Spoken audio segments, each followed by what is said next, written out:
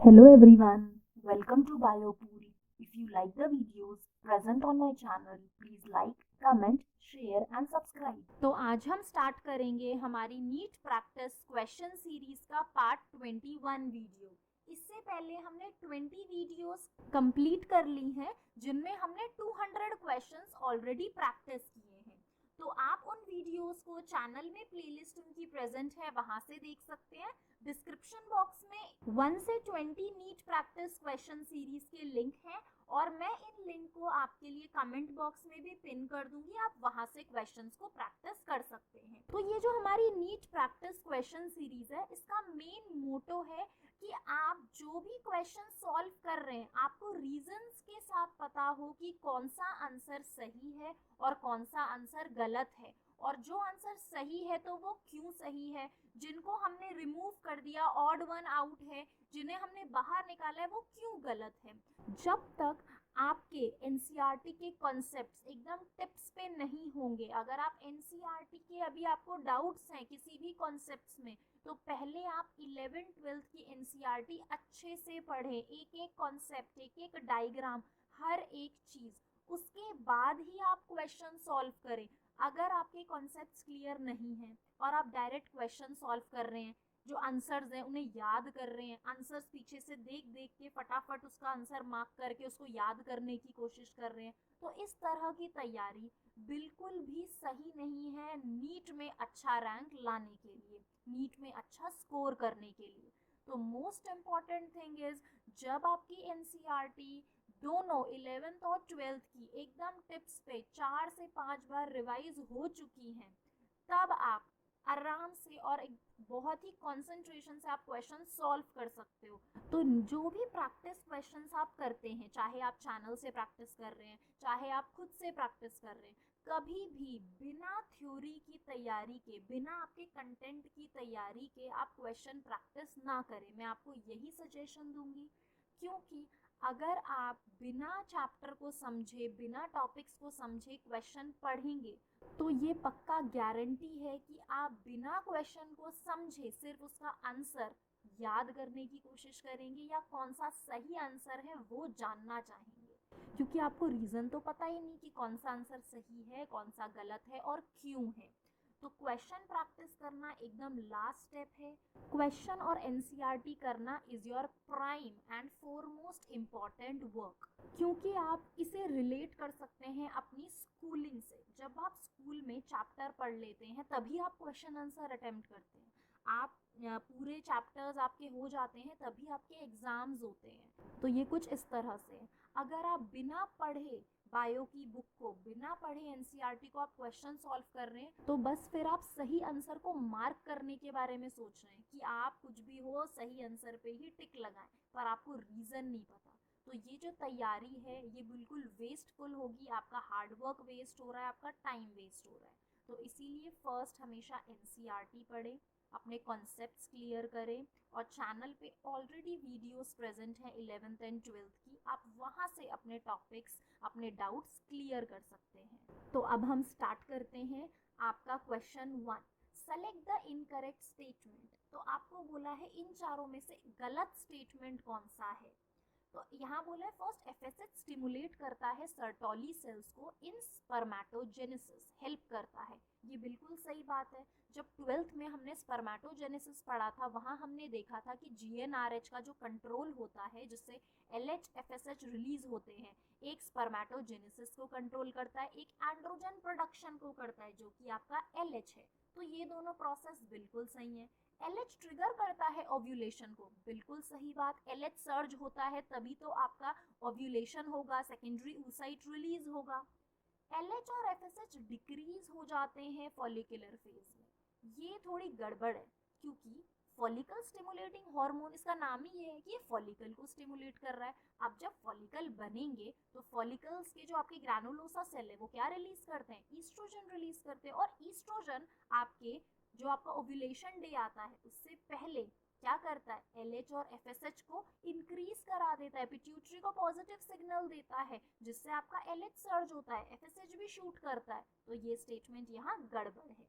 Next, in meiosis crossing over is initiated at. तो आपकी meiosis जो आपका सेल साइकिल का चैप्टर है उसमें मैंने आपको इसके लिए निमोनिक्स भी बताया था कि आप इसे कैसे याद करेंगे। जैसे let Zoya pick dancing doll, तो L is leptotene, Z is zygotene, P is pachytene, D is diplotene, doll is diakinesis. तो ये आपकी जो 5 स्टेजेस हैं मियोसिस 1 की प्रोफेज 1 में, इसमें से क्रॉसिंग ओवर किस में होता है? पैकेटीन में।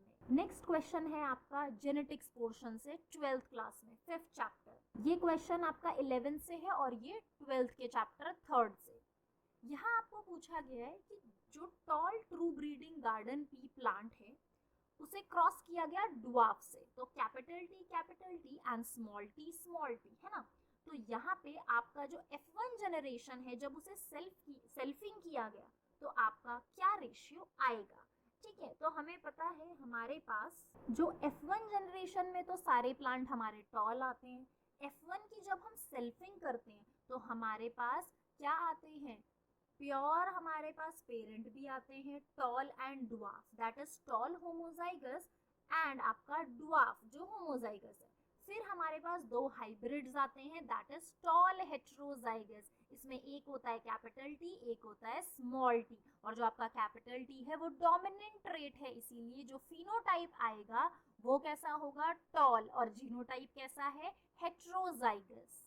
नेक्स्ट क्वेश्चन आपका इकोलॉजी से है, which of the following is the most important cause of animals and plants being driven to extinction? तो बायोडाइवर्सिटी एंड कंजर्वेशन में मैंने आपको 4 इवल क्वार्टेट 4 कॉजेस बताए थे कि क्यों आपके एनिमल्स एंड प्लांट्स एक्सटेंड हो रहे हैं। इसका सबसे पहला और सबसे इम्पॉर्टेंट रीजन है हैबिटेट लॉस एंड फ्रेगमेंटेशन। उसमें हमने यही 4 ऑप्शंस पढ़े थे, बट ये आपका सबसे पहला रीजन है, क्योंकि आप देखो अगर जहाँ एनिमल रह रहा है वो हैबिटेट ही नहीं रह जाएगा, उसी में आपके डिविजन्स हो जाएंगे, फ्रेगमेंट कर दिया जाएगा, तो एनिमल का एक्सटेंशन ज़्यादा होने के चांसेस इंक्रीज हो जाते हैं। आप सोचो आप जहाँ रह रहे हो उसी घर को डिस्ट्रॉय कर दिया गया, तो कुछ इस तरह से हैबिटेट लॉस एंड फ्रेगमेंटेशन में एनिमल्स एंड प्लांट फेस करते हैं क्योंकि उनका घर ही डिस्ट्रॉय हो गया है। 5th question, which of the following is a characteristic feature of cropland ecosystem? अब ये आपका क्वेश्चन पूछा गया है चैप्टर 15 से 12th में, जहाँ हमने इकोसिस्टम्स के बारे में पढ़ा था। तो क्रॉपलैंड इकोसिस्टम आपका मैन मेड इकोसिस्टम है और ये ऑपोजिट है बिल्कुल फॉरेस्ट से। तो इसमें बोला है कि कौन सा कैरेक्टरिस्टिक फीचर है जो क्रॉपलैंड इकोसिस्टम का है, तो इसका आंसर है लीस्ट जेनेटिक डाइवर्सिटी। क्योंकि आप सोचो क्रॉप्स जो उगाए जाएंगे एक तरह के ही होंगे, एक जगह पे अगर हम वीट उगा रहे हैं, बार्ले उगा रहे हैं, कोई स्पेसिफिक क्रॉप उगाई जा रही है तो एक तरह की होगी। तो इससे क्या शो होता है कि वहाँ जेनेटिक डाइवर्सिटी बहुत कम है, और हमने डाइवर्सिटी के बेसिस पे 3 तरह की डाइवर्सिटी भी पढ़ी थी, आपकी genetic diversity, species and ecological diversity. 6th question आपका फिर से 3rd चैप्टर ह्यूमन रिप्रोडक्शन से आया है, changes in GnRH pulse frequency in female is control by circulating levels of. तो आपका GnRH गोनाडोट्रोफिन रिलीजिंग हार्मोन है जो आपका हाइपोथैलेमस से आता है, जो पिट्यूटरी को स्टिमुलेट करता है LH और FSH को रिलीज करने के लिए। और इन दोनों का रेगुलेशन कौन देखेगा? Estrogen and progesterone. अगर ये ऑप्टिमम लेवल पे है, हाई लेवल हो रहा है, तो यही आपके पिट्यूटरी हाइपोथैलेमस को बताएंगे कि LH FSH और रिलीज कराओ। जैसे कि हाई ईस्ट्रोजन जो आपके ग्रैनुलोसा पोर्शन, जो ग्रैनुलोसा सेल्स है वो रिलीज करते हैं, वो पॉजिटिव फीडबैक देते हैं आपके हाइपोथैलेमस और पिट्यूटरी को to release high amount of LH and FSH, जिससे क्या होगा 14th डे पे ओव्यूलेशन। नेक्स्ट आता है which of the following is not a feature of plasmid. तो इसके बारे में हमने बायोटेक में पढ़ा है। तो प्लाज्मिड आपका क्या है? एक्स्ट्रा क्रोमोसोमल सर्कुलर स्ट्रक्चर है जो कि ऑटोनोमसली रेप्लिकेट करता है। तो क्या बात सही नहीं है? Which is not a feature, जहां पे भी नॉट आता है इनकरेक्ट पूछते हैं वहां बिल्कुल एकदम चौकन्ने हो जाना है, क्योंकि सारे स्टेटमेंट सही होंगे, उसमें से एक स्टेटमेंट गलत होगा। तो सिंगल स्ट्रैंडेड नहीं होते प्लाज्मिड्स।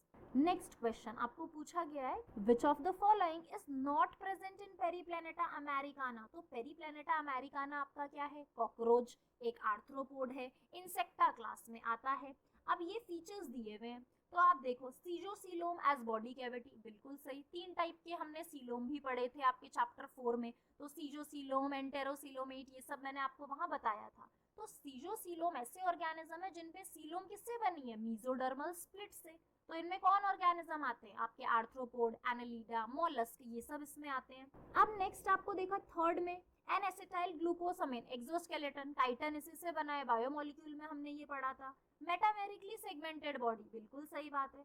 ये आपका गड़बड़ है, indeterminate and radial cleavage during embryonic development. तो ये आपका एक्स्ट्रा टर्म है जिसके बारे में मैंने यहाँ बताया।